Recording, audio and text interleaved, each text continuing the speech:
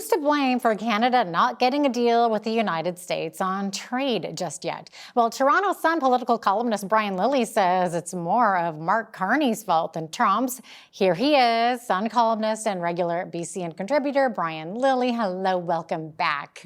Thanks for having me. Thank you. So, Brian, you've put much of the blame for Canada not getting a deal on the Prime Minister and say that he's been trying to wait out Trump. So what's his strategy, in your opinion?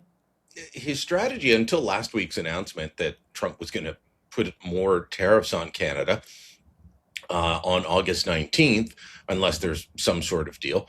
Carney's strategy seemed to be, okay, let's wait Trump out. Let's wait until the midterms. Let's not engage. So as much as he claims that he's been putting forward concrete and detailed proposals, comprehensive proposals, nobody believes that except him and his press secretary who will put out the statements. It's not happening. And I hear that from Canadians who are close to the talks, Americans who are close to the talks, people who know what's going on. I mean, there's a headline today that says Dominic LeBlanc, who is Carney's point man on this issue, his minister of everything important at the moment, is heading down to Washington later this week. Well, I'm sorry, if it was that important and you were really engaged, Dominic LeBlanc would have a permanent residence at the Mayflower Hotel, steps from the White House. Instead, he goes down there occasionally, and apparently the proposals that we put forward are for more talks, not for finding solutions to either the trade irritants that the Americans have with us or the trade irritants that we have with them. So it's saying, let's talk some more. It's like saying, let's get together for lunch soon, Jeanette, and then I never send you a date. Yeah, exactly. So they should be camping outside the White House. Yeah, I think so. I think that would actually help. Yeah. I would give them more of a presence for sure. So a week after Donald Trump threatened new tariffs on Canada to take effect in August, he tells Fox News that he doesn't care about getting a new trade deal with Canada because they don't need us anyway. So how do you react to that? Well, I mean, they do and they don't. You will note that Donald Trump has not tariffed energy coming from Canada, in particular oil, natural gas. He has not tariffed potash coming out of Canada.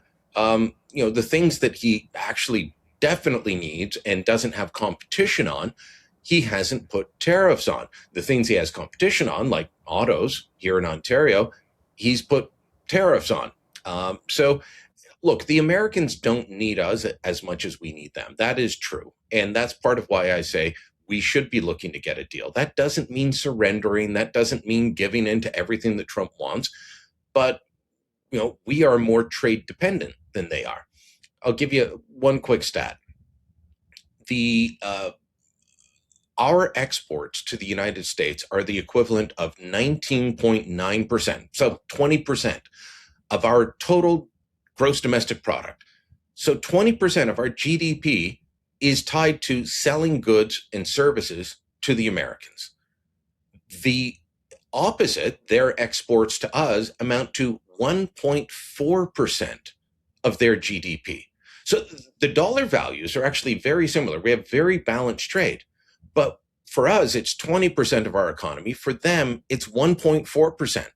Who needs this trade deal more than we do? So on that, Trump is right. When he says we couldn't survive without them, that's not true.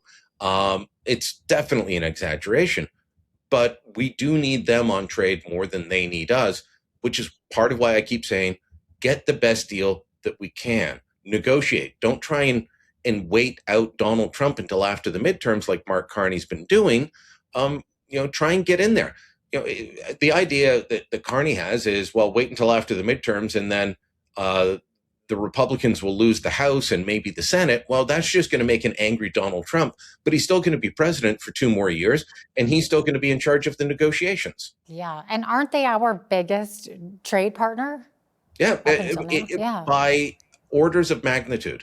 I think the next biggest is China, and that is mostly, so our next biggest trading partners are China, Britain, Japan, and Mexico. And with the exception of Britain and Japan, With China and Mexico, that's mostly them selling things to us. I can't remember the Chinese numbers exactly, but roughly speaking, our trade with Mexico amounts to about $50 billion, just over 1/10 of what the American trade deal is worth. Actually, when you combine Canada-U.S., it's a fraction of that. And most of that, we sell about $6 billion worth of goods to the Mexicans, and they sell us the remainder of that $50 billion in autos and agriculture and different things like that. It is a one-sided trading deal. We're not selling to many places outside of the U.S. Right. Okay, so this past week, or last week rather, Canada's premiers were meeting in Charlottetown, Prince Edward Island. And Brian, normally when premiers gather together, healthcare is a huge topic, but this was overshadowed obviously by trade. But that was mainly on the agenda. But your view is that Mark Carney is taking a different view than past prime ministers, and Alberta's changes to self-referral is an example of that. So what do you mean exactly? Well, in the past, you might have heard prime ministers say, oh, you can't self-refer. That goes outside of the Canada Health Act, for a private sector MRI, let's say, which you're going to be able to do in Alberta. Yes. So it started under Justin Trudeau, to be honest, but it's accelerating under Mark Carney.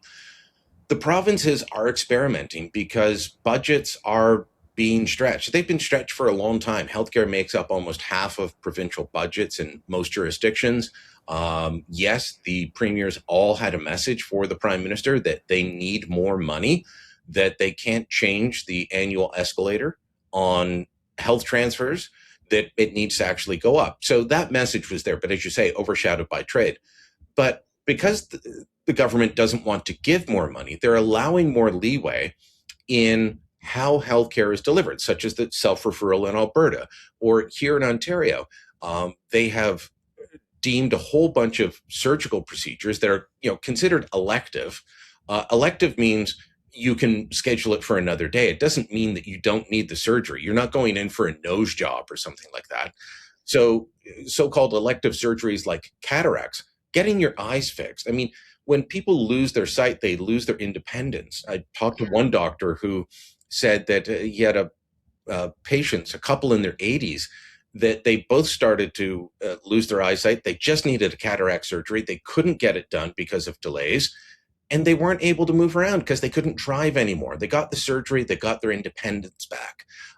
Ontario has moved cataracts, hip and knee, they're moving diagnostics into private community health centers, but it's paid for with your provincial health card. You're not paying out of pocket, but it speeds up the process. That sort of thing years ago would have been, the feds would have been trying to shut it down, especially with the Liberal government.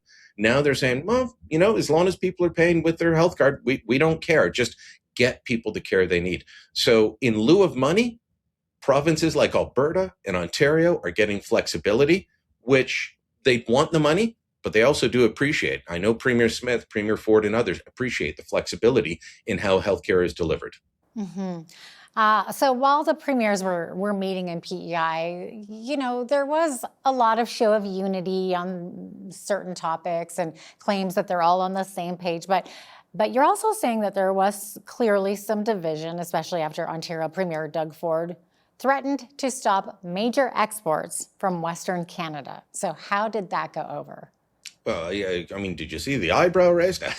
I'm joking. I didn't see the eyebrow raised, but I can just imagine it from Premier Danielle Smith when Doug Ford talks about everything's on the table and we can stop exports. We could shut them down if we stopped our oil and potash exports. Excuse me, Ontario doesn't produce any of that. I mean, we produce a very small, limited amount of oil. It's not even really a commercial scale, and we're not exporting. We don't have any potash, to my knowledge, on a commercial scale. That's all Saskatchewan.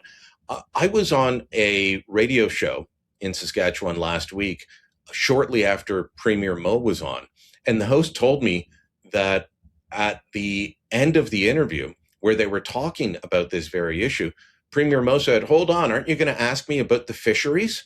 Moe making the point that Saskatchewan doesn't really have a commercial fishery, so why should he be the one that's going to have a say on it? Premiers Moe and Smith did not take kindly to Doug Ford implying that we should block exports to the United States of these products. Now, there is a way that that could be done. And I remember asking Premier Smith about this, and that is that if we wanted to say, no, we're going to stop oil exports, let's say, to the United States, or we're going to put an export tariff on them, that you would still, so the export tariff model, you still continue to ship oil, but you charge a higher price for it. You put an export tax on it, but then you turn around, the feds turn around and give that money to Alberta. When this was being discussed by Prime Minister Justin Trudeau, when he was still in office, I asked Premier Smith, did Trudeau even offer to do that? And she said no. That's the only way that it could be palatable to Alberta. I still don't think it would be popular in your province, but if they did that, but Doug Ford's he's not the prime minister. He does not represent a province with these products. And the other part of unity is they claim unity, but Doug Ford and David Eby in British Columbia want to fight Donald Trump. Just like Mark Carney, they want to fight Donald Trump. It helps them politically. Their voter base says, yeah, rah, rah. Scott Moe and Danielle Smith are on the other side. They want to negotiate, which is interesting because they're the provinces actually least hit by the tariffs. Ontario, BC, Quebec, they're the most hit. Alberta and Saskatchewan, not so much, but they are making the sensible case of sit down at the negotiating table and find a deal. Maybe they're the ones that should camp out outside the White House. I'll vote for that. Yeah. Okay. So speaking of Alberta and the Prime Minister, so Carney, when he was at Stampede a couple of weeks ago wearing his cowboy hat, he's admitting now that he could have done a better job explaining the deal to open the Gordie Howe Bridge between Windsor and Detroit than when he did while he was at the Stampede. So has he explained himself more properly yet? Not fully, and Okay. it was kind of a weird comment at the end. He tried to talk around the deal, tried to explain it better. I still don't think he's being forthright. And then at the end, he said, "Could I have explained it better on a Sunday morning at Stampede, wearing my Eating cowboy hat with a pancake in my Yeah, it was face." like, yeah, okay, making jokes about it. But look, this is a deal where Mark Carney caved to Donald Trump. And we're seeing Carney cave on all kinds of things. Just this past week, I mean, it's more of a local story for us than for you, but there's an airport in Toronto down on the lakefront called Billy Bishop Airport. It's, I think, Canada's 10th largest airport or 11th. It wants to expand. He is caving to pressure from left-wing liberals in Toronto who don't want it because he's got a by-election in the riding of Beaches East York. He caved on the Gordie Howe Bridge because Donald Trump told him, you're going to give me half the money. And then what did Carney do? He gave him everything Trump wanted, then tried to play word games. So, the bottom line is, no, the Americans aren't getting the toll money because we're going to keep all the toll money. That's the original deal. We keep all the toll money, but they're going to get the equivalent of half the toll money out of general revenues. So, oh no, I'm not paying you out of my right pocket, Jeanette. I'm paying you out of my left pocket, and that's completely different. He rolled over for Trump on this one, and he wasn't honest with Canadians. I think if he had been, people would have shrugged and said, well, what can you do? Now I think this has potential to hurt him. Awesome. Brian Lilley, Toronto Sun columnist and BCN contributor, thanks so much for joining us once again today. Thank you.